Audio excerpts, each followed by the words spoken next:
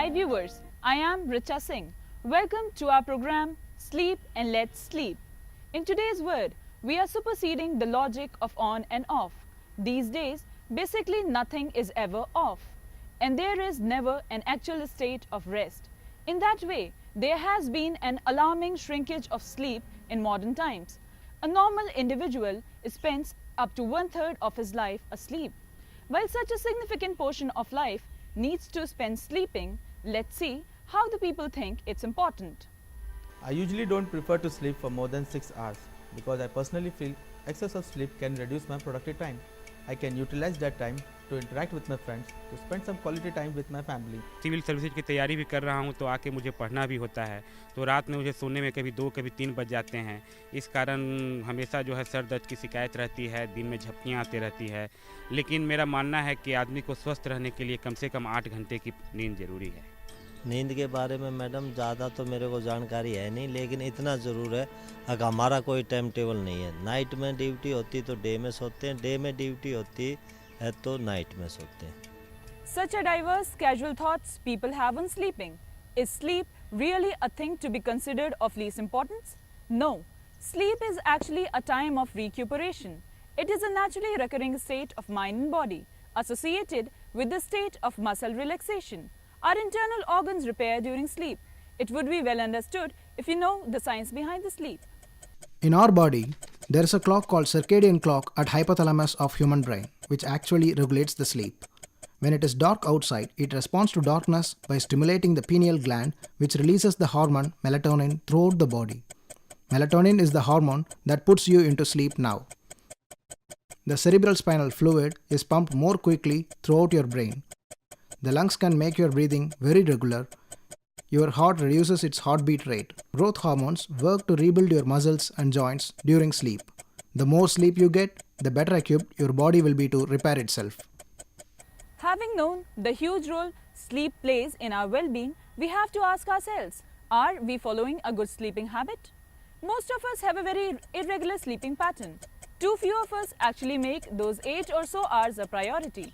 These days, every hour of the clock is pushing us into constant activity and eroding the fabric of everyday life. But when did the sleeping pattern change? How did the people forget to make sleep a priority? We will have a look on it. People had been sleeping better for centuries when they were living in smaller societies. By the mid-17th century, philosophers such as Descartes, Hume and Locke began to degrade sleep. With the advent of Industrial Revolution in the 1760s, things became worse. Traditional means of work couldn't compete with the factories. Machineries like power looms were very expensive for the lower middle classes to buy and operate.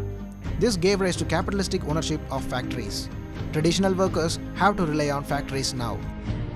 In the 19th century, factory managers in Europe realized that it would be more profitable if workers were allowed smaller amounts of resting time. The thus emerged capitalism focused more on making profits than the welfare of the people. A sick worker who had been seen with compassion for centuries now began to be seen as an economic loss. The fear of eviction caught hold of the workers. To prevent the workers from revolting against, capitalists brought forth the idea of carrot and stick policy. That means the terms such as hard work, smart work, rewards, appreciation gained more prominence in the minds of workers as well.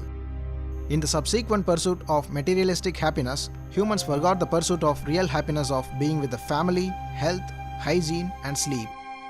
In his book 24/7, Late Capitalism and the Ends of Sleep, Jonathan Crary observes, the average urban adult now sleeps approximately 6.5 hours a night, which is an erosion from 8 hours a generation ago and 10 hours in the early 20th century. Sleep thus has become devalued. Your body owes some rest. Remember, there is no substitute for a good restoring sleep. And for that, you have to know how much sleep you really need. Well, it depends. Sleep needs vary across ages. The National Sleep Foundation of USA on its 25th anniversary has researched how much sleep you really need at each age. The research recommends 8 to 10 hours for 14 to 17 years old, 7 to 9 hours for younger adults and working adults, and 7 to 8 hours for senior citizens. Sleep needs are impacted by lifestyle. Examine lifestyle factors such as work schedules and stress that are affecting your sleep. Try making small changes in it to perform better at your work. Most importantly, make sleep a priority. You must schedule sleep like any other daily activity. Keep it simple. Be economic on your purse but not on your sleep. Good night, viewers. Sleep well.